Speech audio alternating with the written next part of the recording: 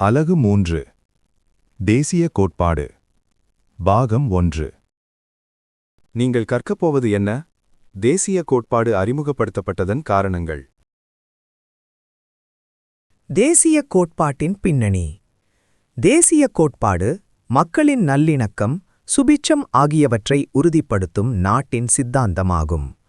தேசிய கோட்பாடு மலேசியர்களின் வழிகாட்டியாகவும் நடைமுறையாகவும் இருக்கின்றது. தேசிய கோட்பாடு ஒரு தனித்துவமிகு பின்னணியையும் உருவாக்க வரலாற்றையும் கொண்டுள்ளது. தேசிய நடவடிக்கை மன்றம் மூலம் மலேசிய பழங்குடி காப்பகம்.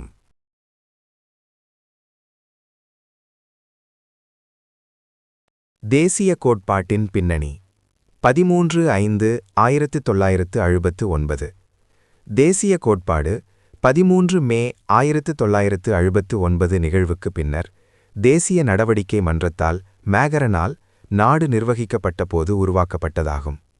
4/3/1970 தேசிய ஆலோசனை மன்றத்திற்கு மேப்பேனுக்கு அமைக்கப்பட்டிருந்த தேசிய கோட்பாட்டுச் செயற்குழு 4 மார்ச் 1970 தேசிய கோட்பாட்டை உருவாக்கி அறிமுகப்படுத்தியது. 31/8/1970 தேசிய கோட்பாடு மாட்சிமை தாங்கிய மன்னர் அவர்களால் அரசு பிரகடனம் செய்யப்பட்டது. தேசிய கோட்பாடு நாட்டின் 13வது சுதந்திர நாளை முன்னிட்டு 31 ஆகஸ்ட் 1970 பிரகடனப்படுத்தப்பட்டது. தேசிய கோட்பாடு அறிமுகப்படுத்தப்பட்டதன் காரணங்கள். 1. பொருளாதார நடவடிக்கை வேறுபாடு. பொருளாதார துறையில் பணியாற்ற வெளிநாட்டிலிருந்து தொழிலாளர்களை பிரிட்டிஷ் நிர்வாகம் அழைத்து வந்தது. பொருளாதார நடவடிக்கைகளுக்கேற்ற மக்கள் பிரிந்ததால் சமநிலையற்ற பொருளாதார இடைவெளி ஏற்பட்டது. மலாயக்காரர் தற்சார்பு விவசாயம், சீனர் சுரங்கத் தொழில் வியாபாரம், இந்தியர் தோட்டத் தொழில். வெவ்வேறான வசிப்பிடச் சூழல். மலாயர்கள் கம்பங்களிலும் உள்புறங்களிலும் வாழ்ந்தனர். சீனர்கள் நகரங்களில் வாழ்ந்தனர். இந்தியர்கள் தோட்டங்களிலும் வாழ்ந்தனர். இந்த வெவ்வேறான வசிப்பிடச் சூழல் சமூகங்களுக்கிடையே தொடர்பு கொள்ளும் வாய்ப்பை குறைத்தது. மாறுபட்ட அரசியல் புரிதல் நம் நாட்டில் இனங்களுக்கிடையே நெருக்கமற்ற சூழலை உருவாக்கியது.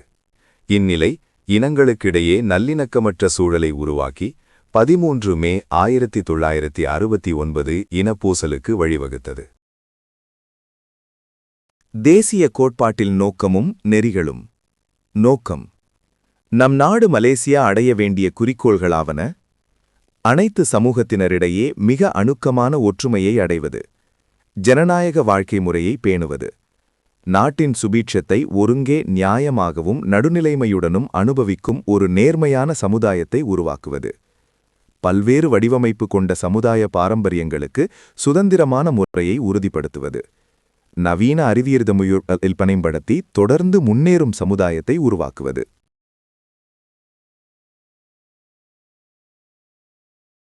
தேசிய கோட்பாட்டின் நோக்கமும் நெறிகளும். கோட்பாடு: 1.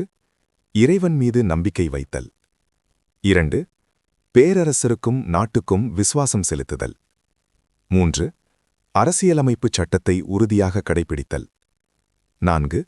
சட்டமுறைப்படி ஆட்சி நடத்துதல். 5. நன்னடத்தையையும் ஒழுக்கத்தையும் பேணுதல்.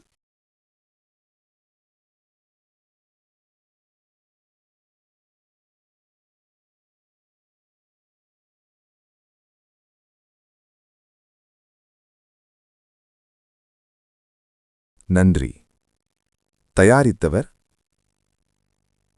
ஆசிரியை திருமதி மஞ்சுளா.